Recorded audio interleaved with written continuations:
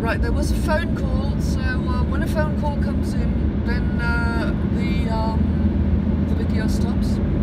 So since I'm working, yeah, maybe something I can tell you about myself. I'm a flying booking office for a tourist trip ship in Speyer in Germany. It's a really old town in Germany from Roman times, and there's this captain and his daughter, and they run a ship that does tours on the Rhine, and I'm their booking office. So anytime a call comes into the booking office, wherever I am, I take it and inform people about whatever I do, whatever the ship, you know, they want to know about the ship. So I might be interrupted anytime, and that's my job, and it pays about €600 a month, which I can live with well in Zonka in Italy. And apart from that, I'm an IT coach, so I coach people on the computer, and because of my unlimited patience and very good ability to hear where my customers are, I'm an excellent coach, and I can teach anybody to use computers or internet. There's hardly any water in the stream I saw, that's worrying.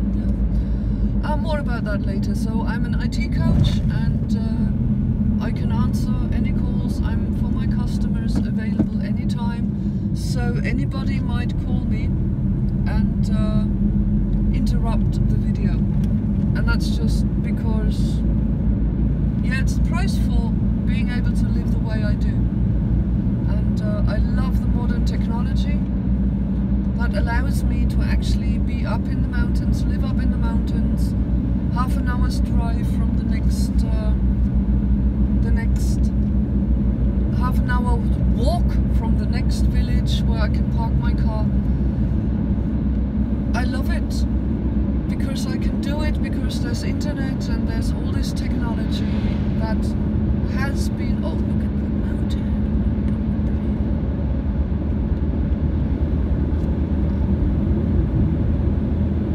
Yes, that's what I do.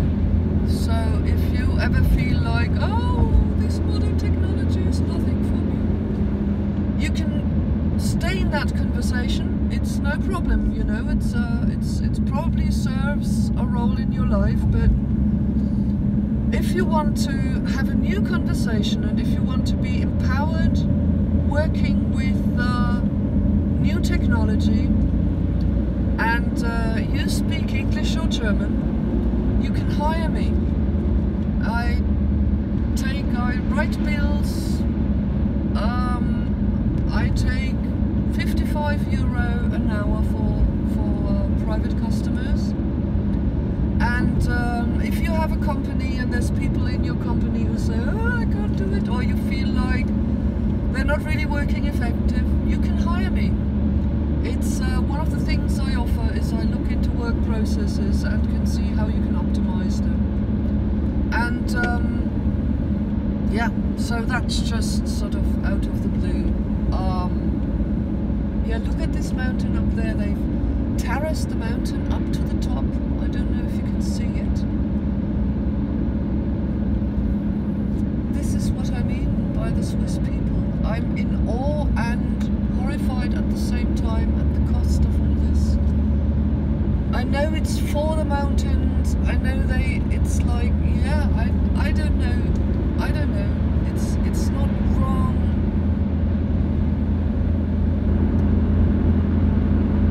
It's not wrong. It just costs us so much, and I feel like it would help us to get in touch with the cost. And I feel like, you know, there seem to be so many depressed people, including my own son, who's such a beautiful person and has such a valuable, beautiful, unique view onto the world and onto people.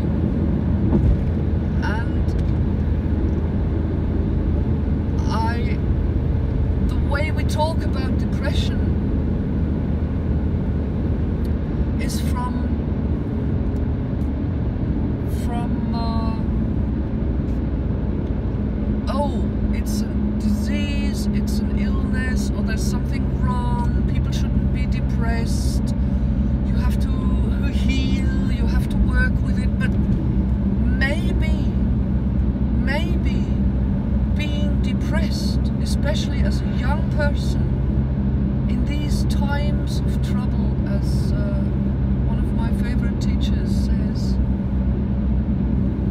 maybe it's absolutely appropriate. It's absolutely appropriate to feel depressed and feel anxiety and not want to be part of the society, the working life. Maybe it's appropriate to not know what to get up in the morning for. I'm not saying that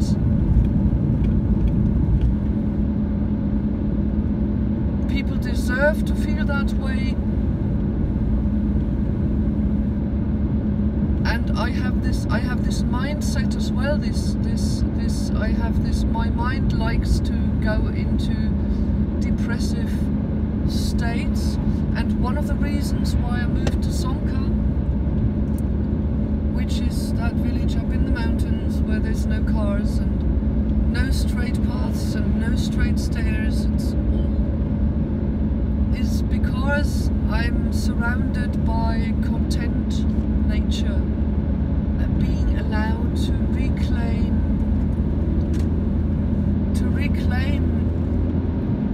parts that have been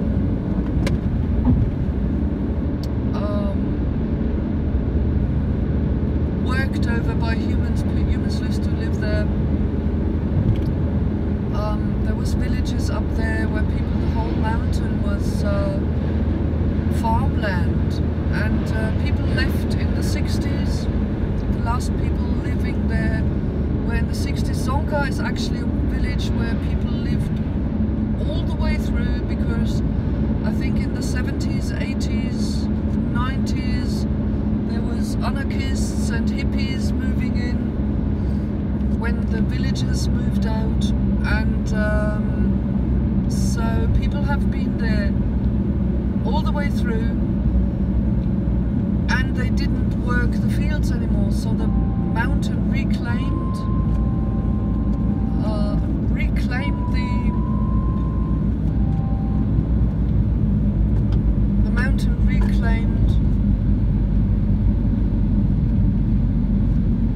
the farmland. So there's woodlands around it nowadays, where there used to be farmland, animals grazing, gardens. The mountain used to feed people, and now it feeds animals, and the people go shopping in the towns. And some people there grow their own food, but nobody actually manages to, or nobody chooses to live just off the mountain. People used to be very poor there.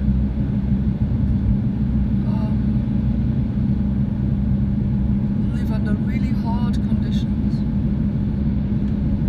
and then they left for the towns in the 60s. So I live there now, and nature is content, and it helps to be surrounded by content nature. It just really helps. So yeah, so far to that. I don't know if I will cut this video into different bits. Maybe I'll take out different parts. I don't know how to cut videos yet. I don't know how to, I've never done that. But then I'm an IT coach, so I can learn anything on the computer. And so I might actually take out the bits and bobs that where I go into certain themes, certain issues, because this is going to be really long, and I myself don't like to watch videos that are longer than 5 to 10 minutes, and but I can choose. I can put up the whole thing, say, look, if you want to see, and now it's really boring, you just see a truck in front of me.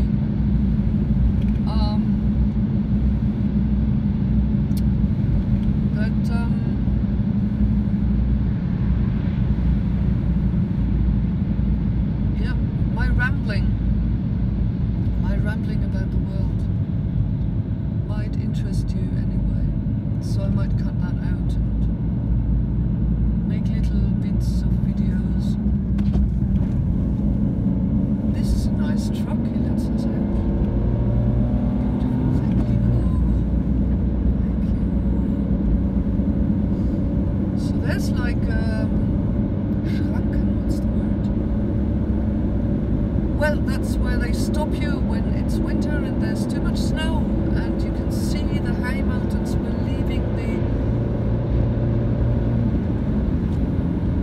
We're coming into the well, I'm a little lost for words. I'm not English, although I speak good English, I know.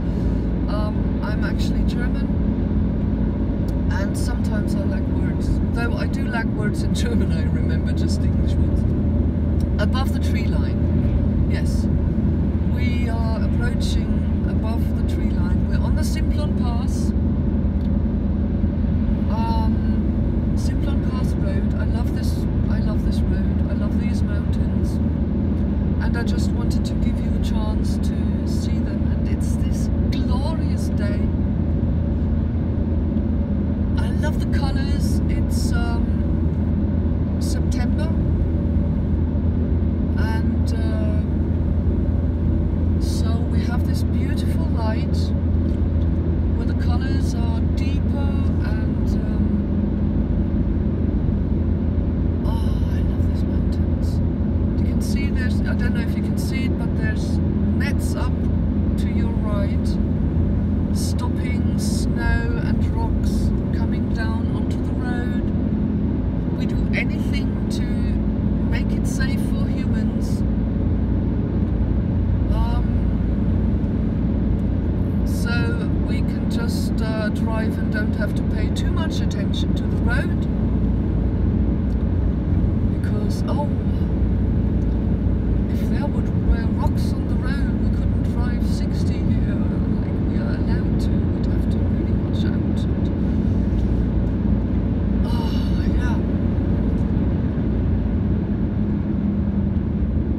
I was saying about the cost of, you know, I love the passes and I love to drive with my car, and it costs the world a lot more than if I was just taking the train. And I indulge in using my little car to drive through here. And I have a lot of reasons to, because the trains are fucking expensive and my car doesn't really take a lot of fuel, and I can, you know, and still it's like me indulging in, because I like to, you know, I love the mountains. I just really love driving through here. I get so happy. My heart sings. And it's sad at the same time. And it's this that I can have it both. You know, the joy of seeing these mountains, and at the same time so sad, you know, the glaciers are gone. There's a lot of Swiss people living in the village I live in, and they talk about the Furka Pass, which is the next pass. Once we're over the Simplon, we go down Brig and then through some valleys towards the Furka Pass, and the Furka Pass is a wonder of beauty. And there used to be the Rhone glacier. The Rhone is that big river that goes towards France, and there used to be caves in the glaciers,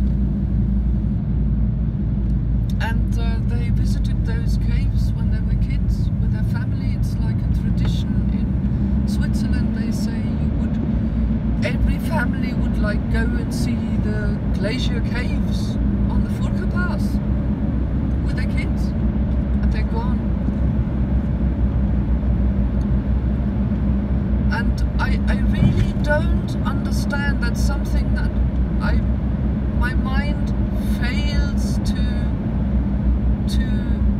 understand, or to actually be able to grasp, is how people are able to deny that us burning, like we're within a closed space on this planet. It's a closed space, like a pot.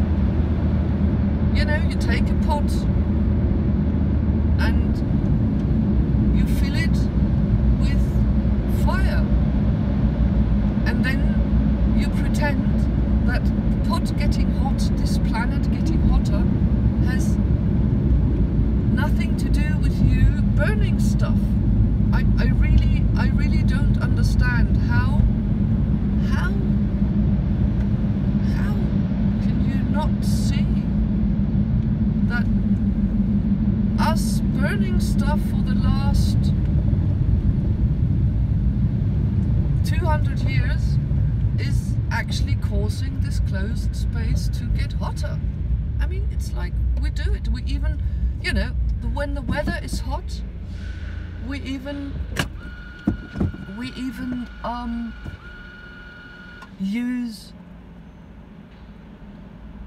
use what are they called, Klimaanlagen.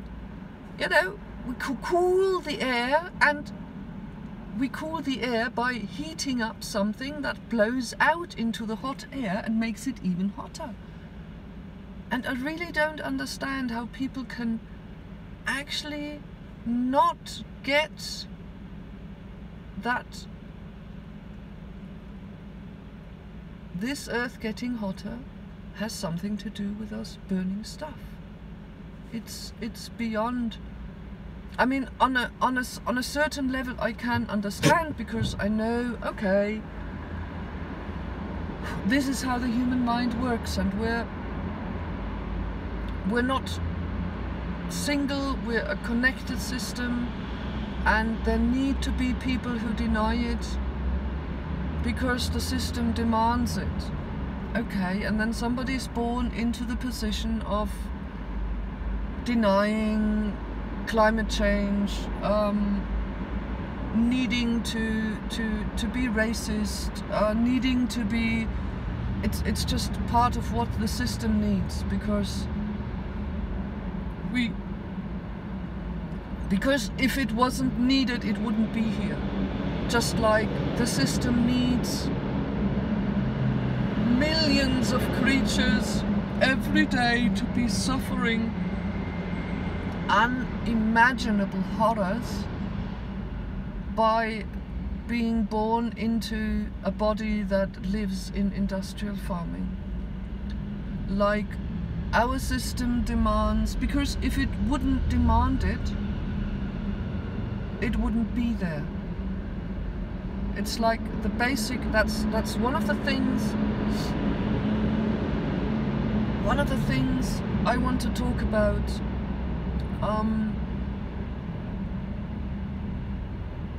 But not because it's, I don't want to come from a space of this is the truth and you must believe it because it's the truth, and if you don't believe it, you're wrong. No, it's not the truth. It's just a way of looking at the world that empowers me to oh yeah, there's another road worker and I really like it. Thank you. Where, by the way, we've crossed the Simplon Pass. We're on our way down the other side. So it goes through valleys and then approaches Brig. And yeah. But what I was talking about is, what I mean is, the world is always in balance. Everything needs to be, it has to be in balance, otherwise it wouldn't, you know, it's just a part of what it is. It's balanced. And for me, it's a key to put myself into that position where I understand the world as a system, where everything that is there needs to be there, gives me access to actually acknowledging people who do things that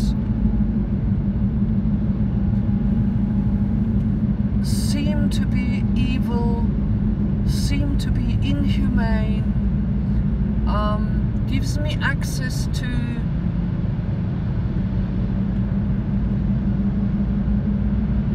listen to them in a different way from, oh, what you do is wrong because it's so cruel, it's so horrible, it's inhumane. Like there was a video on YouTube, not on YouTube, on Facebook, about what locals did in China to people who steal dogs for food. Apparently there's, I mean, everybody who's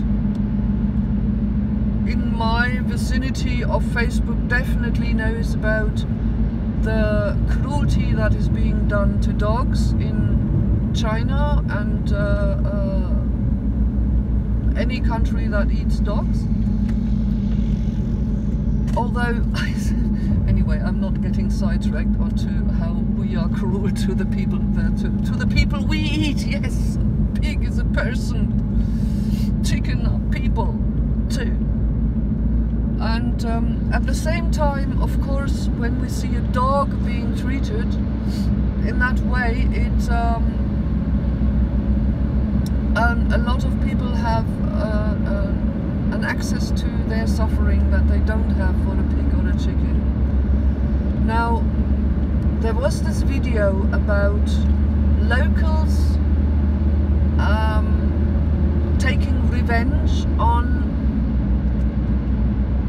human beings who steal dogs for the meat trade. So they apparently go into their places and they steal pets who they can catch, and then they put them in cages and they tie their mouths shut and they skin them alive and they do really horrible things. So there was this video, and those people did horrible things to the guys who stole the dogs. Revenge. And yeah, and I can really understand how you would want to, you know, how it's appropriate, you know, you catch one of those guys and you just say, oh fuck you, you know, I'm gonna tie you up and beat you so you feel the same as the dog. And maybe it actually made a difference. I mean, if they don't kill them and they survive that, maybe they will actually get an access to, oh, I wouldn't want to do this anymore because I can really get what suffering I put through. And at the same time, it doesn't make a difference because it's more of the same.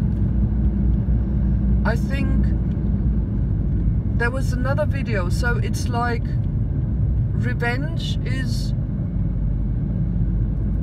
staying within the system of I have to do terrible things to get my point across, and there's no room for compassion, and there's no room for listening. So it's within the system, so it's only changing maybe.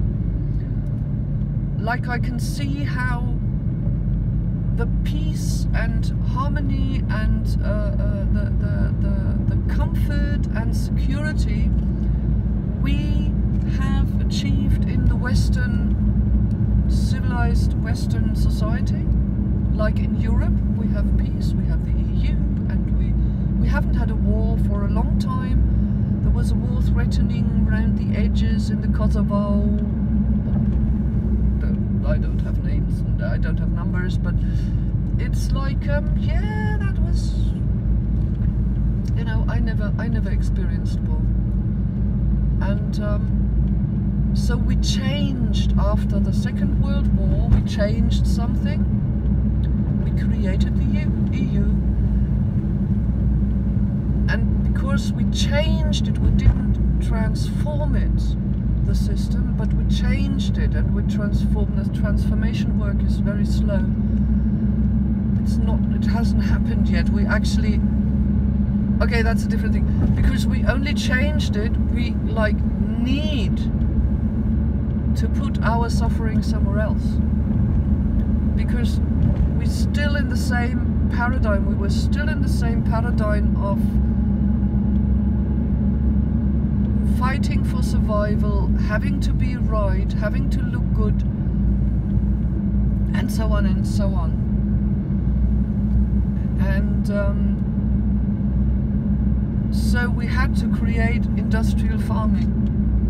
We had to create neat and tidy houses, and we had to close our eyes against the price of what we do. Maybe also because that actually made it possible for us to discover all these beautiful modern technology. I don't know. So what I'm speaking about when I talk about the system is I speak about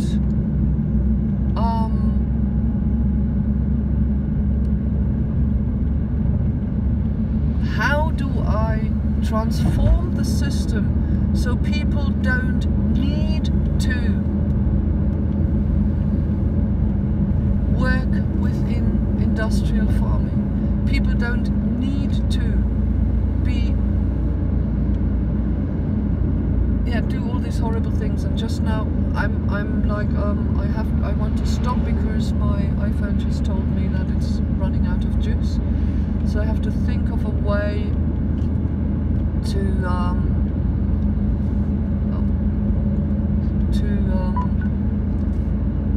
charge it up. So I shall stop the car at the next possible, which is here. Yay.